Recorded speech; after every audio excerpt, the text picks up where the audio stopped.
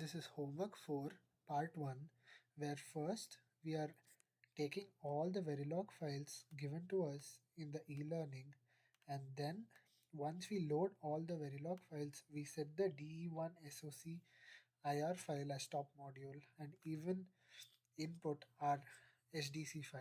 So once we set all the top modules, now we can compile the file.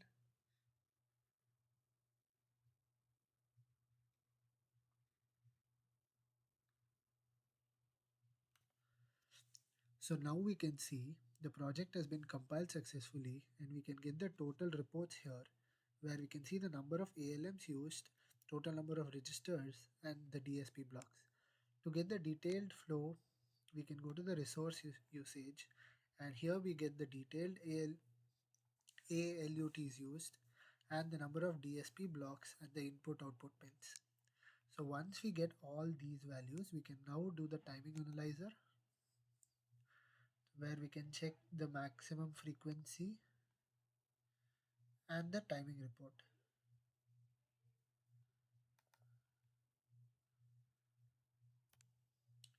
So we can see the maximum frequency for this design is going to be 116.67 megahertz. Now let us check the timing analyzer. We report 5 paths, and we can see the slack where we have a positive 14.00, 14.001, 14.004, 14.006 and 14.10 slack. Now let us modify the same design with using 0.2 instead of 20.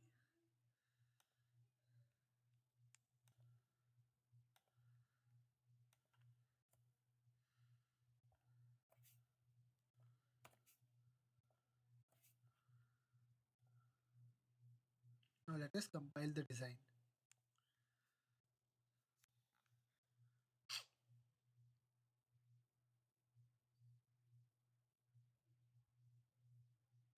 So once the design is compiled successfully, now we can check the timing analyzer.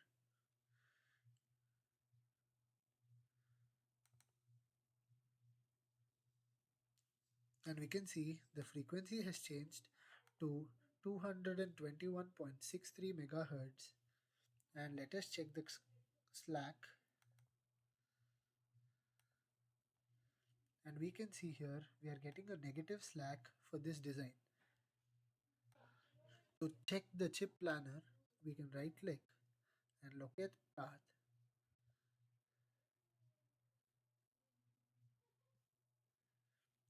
And we can see the chip planner for the negative slack. So this is the critical path for the chip. So now let us do the same thing by changing the values of these and connecting to different critical paths in the circuit and checking the slack. So for part 2 of the project, we have to change the pin planner, the chip planner in the timing analyzer. So we go back to the timing analyzer and into report timing.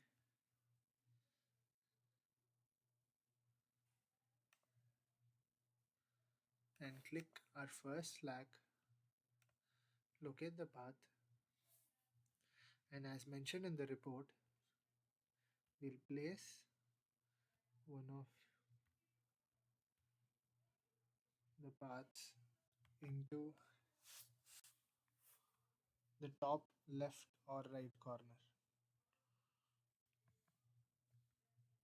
Before that, we go to the assignment mode.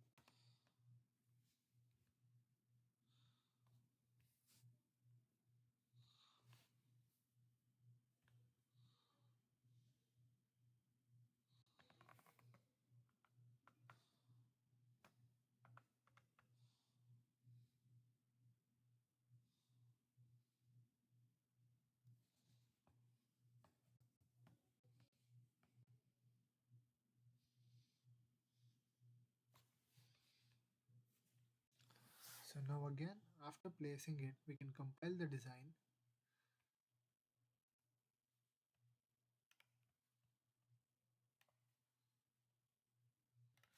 So as we can see, the design has been compiled successfully. Now let us open the chip planner once again to check the slack.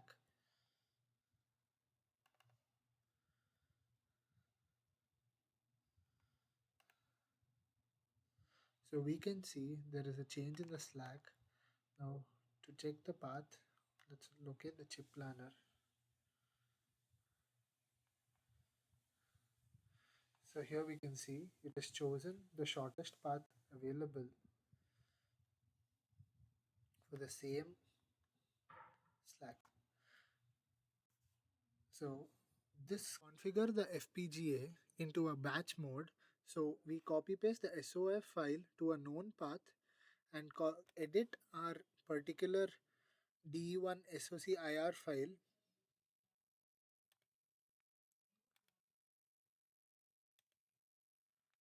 And once we edit this path to our path which we have copy pasted, we can now run the particular program. So when we run it, we get the message saying that configuration succeeded one device and successfully performed operation. So this concludes the homework 4. Thank you.